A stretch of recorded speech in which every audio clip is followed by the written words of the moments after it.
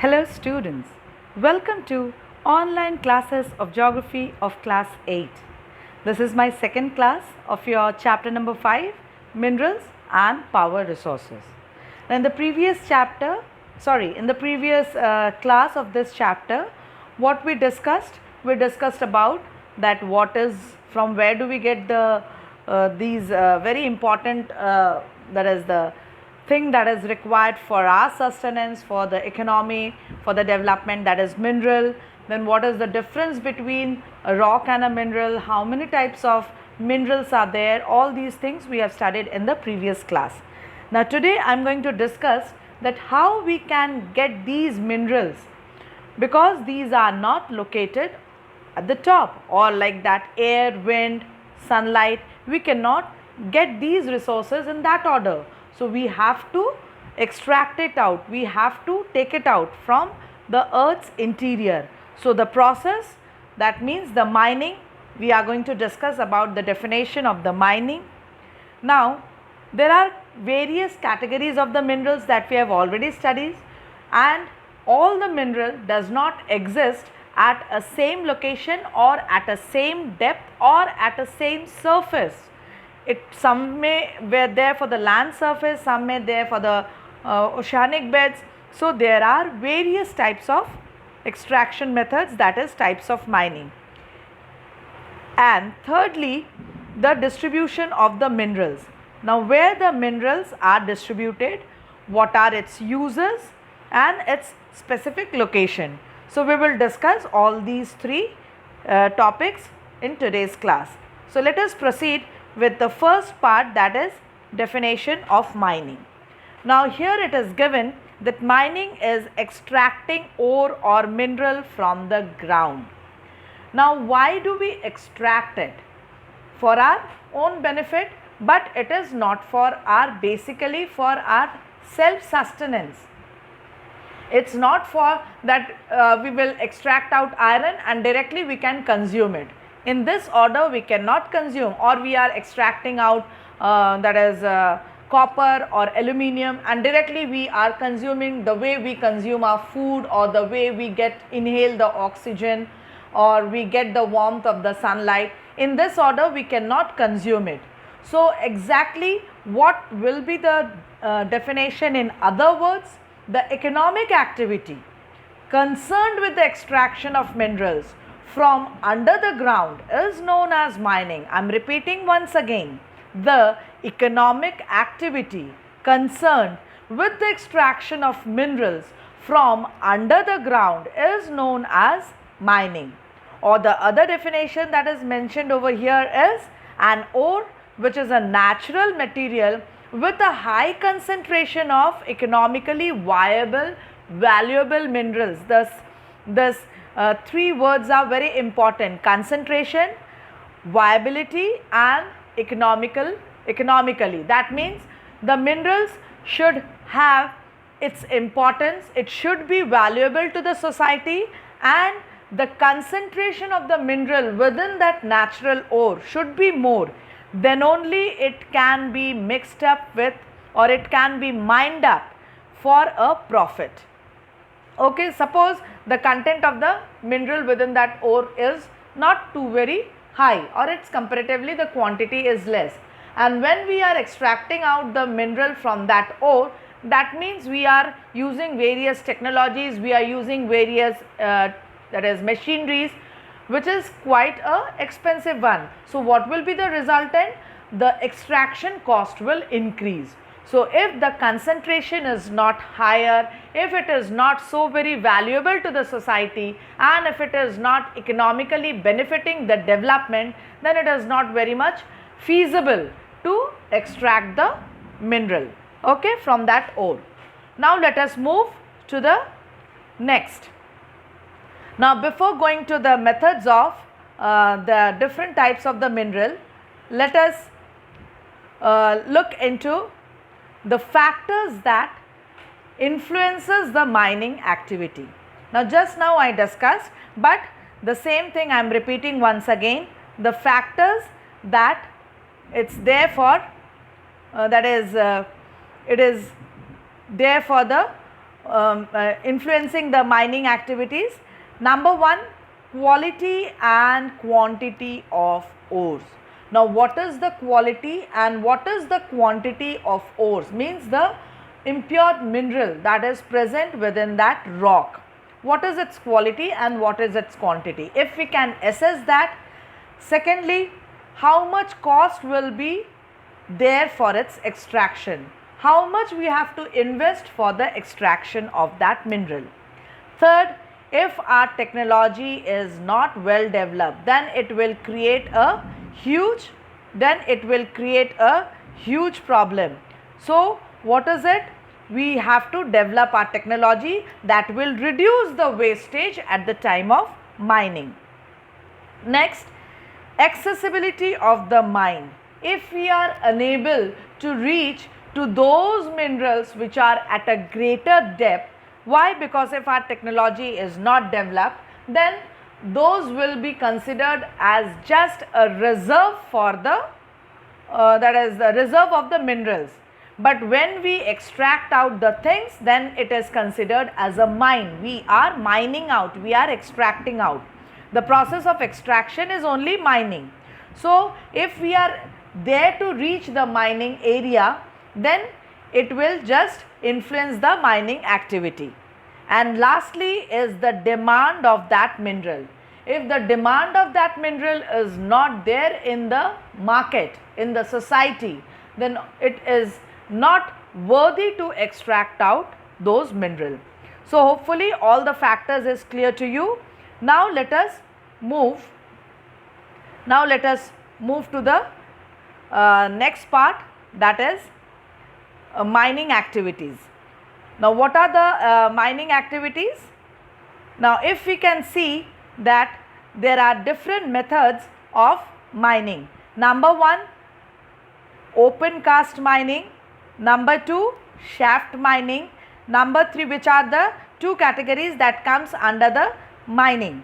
And number two, drilling. Now, drilling is basically there for extracting out the liquid mineral and the gaseous mineral. And quarrying is the third method.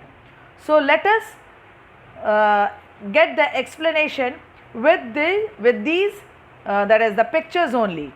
Now, you can see, that is the first picture. You can see this picture. I am just zooming it out over here. You can see a stair like structures have been dug out over here. This is related to open cast mining.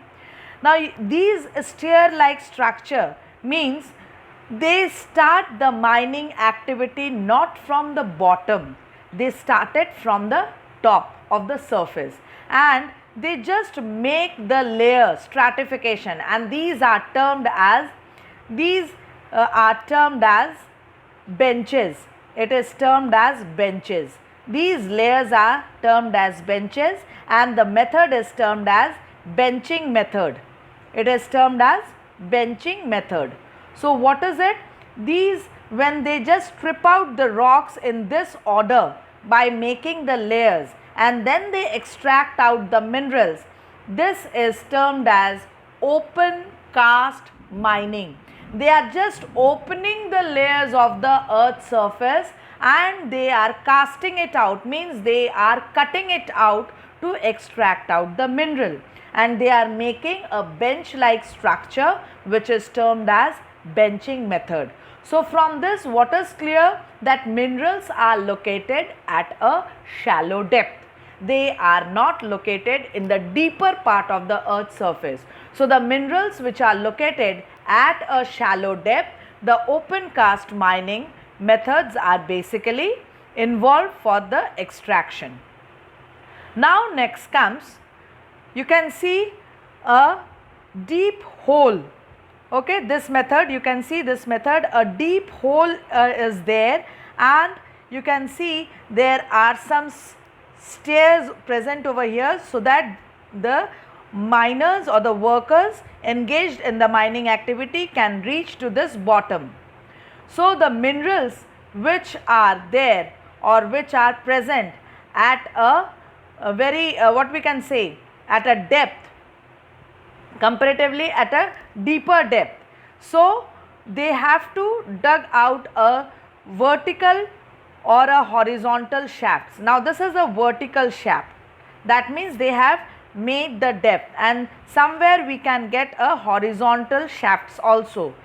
In this order, according to the, that is the accumulation of the mineral, how it is accumulated. Now if the minerals are accumulated according to that, either the vertical shafts are dug out or the horizontal shafts are dug out. So the minerals which are situated or which are present at a deeper depths or at the lower depths of the earth's surface, the minerals are extracted out by this method. It is termed as shaft mining, and the term shaft means, the term shaft means big holes. Big holes. It means big holes. Okay, the term shaft means big holes. So now hopefully the two methods of mining, that is, one is open cast and another one shaft mining, is clear to everybody, which when the minerals exist at a shallow depth, the open cast mining is being activated, and when the minerals are situated at a lower depth, then the shaft mining techniques are used. Now just look into the next process. This is the process of drilling. Now here, this is the process of drilling. Now here basically the machinery is being used to extract out the liquid and the gaseous mineral. Liquid and the gaseous mineral, like crude oil and natural gas. Now what is it? They just make the deep bores dug into the earth to extract out oil and natural gas from under the earth or from the offshore regions, or there are onshore, yes, there are onshore, but basically offshore. I am using the word offshore. Shore means coast. So the places which is not located near the coast, like I am just giving one very important example of our country, Mumbai High. Hopefully you have heard this, which is one of the important oil refineries, that is the part of our country which is situated on the beds of Arabian Sea. Okay, that is there in the southwestern part of India. So where the liquid and the gaseous minerals are extracted out by digging a deep bores to extract out the liquid and the that is oil and the natural gas, that process is termed as drilling. Clear? Now next we will move to the last method of mining, that is quarrying. Now here just see the picture. You can see the picture. They are just removing the top layer of this part, and then you can see some boulder like structures are present. So basically what happens, there are many rock minerals. Rock minerals, I am just giving example. What is very much required to construct the roads? First of all, we need bitumen, that is a coal tar, and small stone chips. We need small stone chips. Now those stone chips are named as the mineral, that is from where we just get those stone chips, are named as feldspar. It is named as feldspar, and it is a rock mineral. It is a rock mineral which exists on the crustal part. I am using on the crustal part. That means simply the machine just strip off the top layer of the soil, and where the mineral accumulates, the extraction takes place. So this process of extracting out the rock minerals is termed as quarrying. It is termed as quarrying. It is just similar to open cast mining, but what is the basic difference? Open cast, it is having a bit at a shallow depth, so they have to make a bench like structure to move to the lower layers. But here they just remove the top layer of the soil and the minerals are present over there. And the rock minerals, I gave one example, feldspar, and the very easy way to get the thing, that is the black stone chips, which is very much used for the construction purpose, is being extracted by this process of extraction, that is quarrying. So, all the 4 methods of extraction, number 1 open cast, number 2 shaft mining, number 3 drilling, and number 4 quarrying. These are there to extract out the minerals, as all the minerals are not situated or not located or not accumulated at a same place, at a same depth, and their status of matter is also not the same. So, we are having different categories of mining method. Now, let us move to the next part. I am not going to read out these because you will get it in the notes, and I have explained all the types: open cast, shaft mining, drilling, and quarrying. Now, let us move to the distribution of the minerals. Now, minerals which are distributed, which is not same everywhere, and their uses also varies according to the characteristics of those minerals. So, I am not going to describe the characteristics of each and every mineral because it is not the part of this topic, neither it is a part of this subject. I am just going to discuss the mineral, its uses, and where it is found. Now, it is just a picture of your prescribed book only. Now, you will just read out the distribution of the minerals only for India, only for India. This India part you will just make a note in your copy. For the world part, it is not needed. The world distribution of the mineral is not needed. Is it clear? You will just proceed with the distribution of the minerals of the India part. Now, let us move to the first category of the mineral, that is given iron, which is one of the most important. Now, what are its uses? It is used for making steel, then it is there for the construction purpose, it is for making various types of machineries which is needed for the manufacturing and the items of the daily use. And we are having here given 4 types of iron ore: magnetite, the superior quality, again another superior quality is hematite, limonite, and siderite. These are comparatively little bit inferior type of the quality. Now, these categories are there on the basis of the percentage of the iron or the ferrous content which is present within these ores. These are the 4 types of the ores. So, just for your part, you just keep it in your mind, name of the 4 types of ore: magnetite, hematite, limonite, and siderite are the 4 main ores of the iron. Now, in our country, the states where the iron ores are in abundance: Jharkhand, Odisha, Chhattisgarh, Madhya Pradesh, Karnataka, Maharashtra, and Goa. These are the states where the deposition of the iron ore is found in economically viable condition. Second is manganese.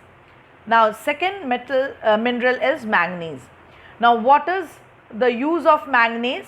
It is there to make steel alloys. Now, hopefully you know what is an alloy. When we just combine 2 or different categories of the metals. Now, why we do this so? Because the combination gives the strength to the base metal and basically to reduce the corrosion, means to prevent it from rusting. That is why, like steel alloy means when we make the steel, when we make different categories of steel, it is resistant to corrosion, it does not get rusted, and in this way the manganese is basically helping for making the alloys. It also helps to make bleaching powder, insecticides, batteries, paints, and glasses. And the places where the manganese depositions are there in India: Odisha, Madhya Pradesh, Jharkhand, Karnataka, and lastly Maharashtra. Now let us move to the next category of the mineral, means next type of the mineral, that is copper. The third one is copper. Now the copper is very much useful for electrical wires and appliances. Now why it is so? It is mentioned because of its high conductivity, also used to make alloys like brass, bronze, German silver. Okay, these are the basic uses of copper, and very much used in the electric wires because of its high conductivity. That means it's a good conductor of electricity. Now the main areas where the copper are present in our country: Madhya Pradesh, Rajasthan, Jharkhand, Karnataka and Chhattisgarh. Next, bauxite. Bauxite is an ore from which we extract out aluminium. Aluminium is a metal and bauxite is a ore from which we extract out the metal aluminium. Now aluminium is basically used for making aircrafts, household utensils as well as electrical cables. And the distribution of the aluminium is there, means basically for the bauxite ore is there. The largest producing state is Odisha, followed by Jharkhand, Chhattisgarh, Gujarat, Maharashtra. Next is gold, which is considered as a precious metal.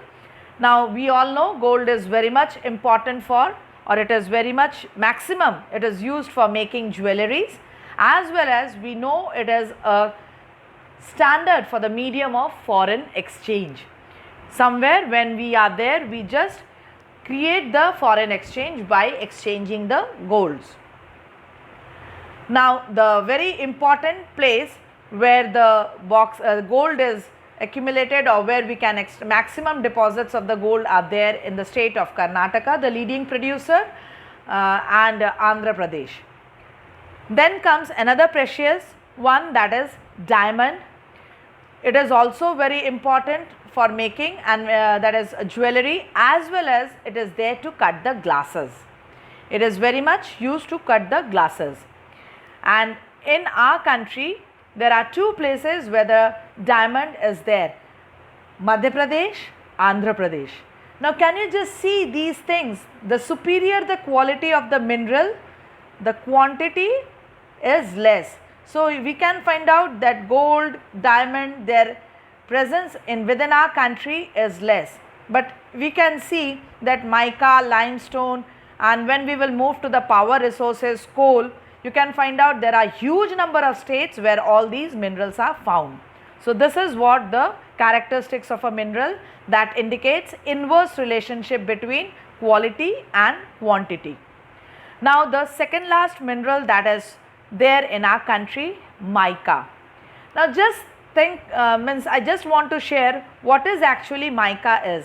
Mica is a thin like sheet like structure which is having numerous color. It can be transparent, it can be that is white, green, yellow, pink, grey. Now if you just if you have observed during the that is PET classes, or whenever you are there on the fields, that if there is a extreme bright sunlight, something glitters on the sand. So the part that glitters on the sand, very thin sheets, that is mica. Now mica is also a very important part for electric and electronic industry. Why? Because it is having a power of that low loss power factor. That means the power factor loss, it reduces the that is the power factor loss. And secondly, it is what we can say, when the electricity is being transmitted, if we are using mica there for the electrical cables and electronic part, it does not disrupts the flow of that electricity if there is any change of voltage. If there is any high voltage and all of a sudden it lowers down, it get to a low voltage, so it does not fluctuates the transmission of that electricity. So this characteristics mica possess, and that is why mica is very much used in electric and electronic industry, as well as it is also used to manufacture paints. Now the places where mica deposits are there, leading is Bihar, followed by Jharkhand, Andhra Pradesh, Rajasthan. Now the last, limestone, which is a rock mineral. Limestone is a rock mineral, mica is a non-metallic mineral. Now limestone used for smelting iron. Now what is smelting?